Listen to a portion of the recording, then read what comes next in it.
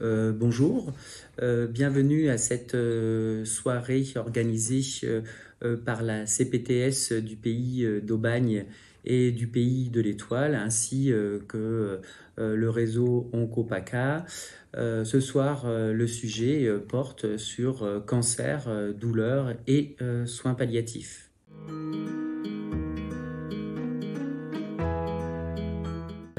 Le rôle des équipes soignantes à domicile est fondamental. Elle permet de réaliser un relais entre la ville et l'hôpital et une bonne prise en charge à domicile des patients dans ce type de situation. Elle permet également une prise en charge précoce des patients. Cette prise en charge précoce a démontré que récemment, en 2011, que cela permettait d'augmenter la qualité de vie de ces patients, mais également d'augmenter la survie. Il est donc primordial que les soignants à domicile soient intégrés à cette prise en charge.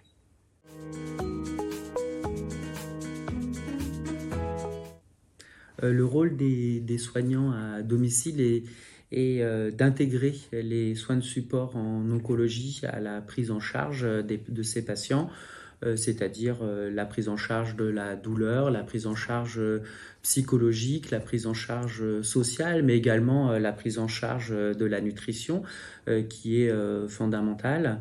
Ces soignants sont également en fait très importants pour une prise en charge optimale de la fin de vie à domicile lorsque le patient le souhaite, pour une fin de vie sans souffrance pour les patients, mais également sans souffrance pour les aidants à domicile.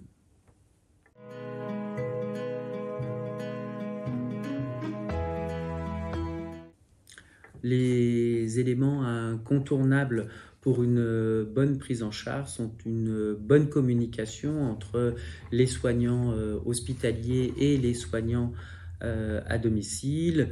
C'est également en fait un lien qui soit renforcé entre les deux équipes, et puis surtout une bonne anticipation des prescriptions, ce qui sous-entend un accès aux molécules.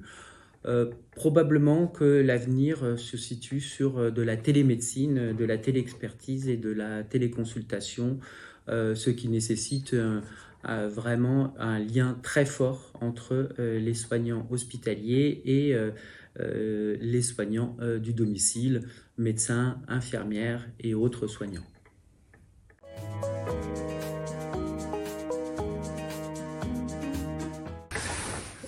Les difficultés sont nombreuses pour une bonne prise en charge et un bon lien entre la ville et l'hôpital.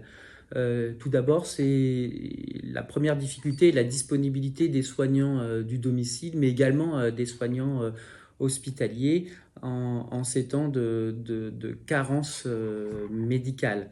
C'est également en fait le développement des compétences de chacun dans ce domaine, notamment dans le domaine de la prise en charge de la douleur.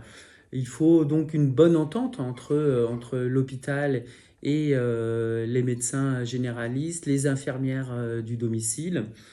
Et enfin, il faut une bonne connaissance des différents intervenants du domicile, comme par exemple les réseaux, les prestataires, les HAD et l'ensemble des personnes dont la volonté est d'améliorer la prise en charge à domicile. Je vous souhaite une bonne soirée.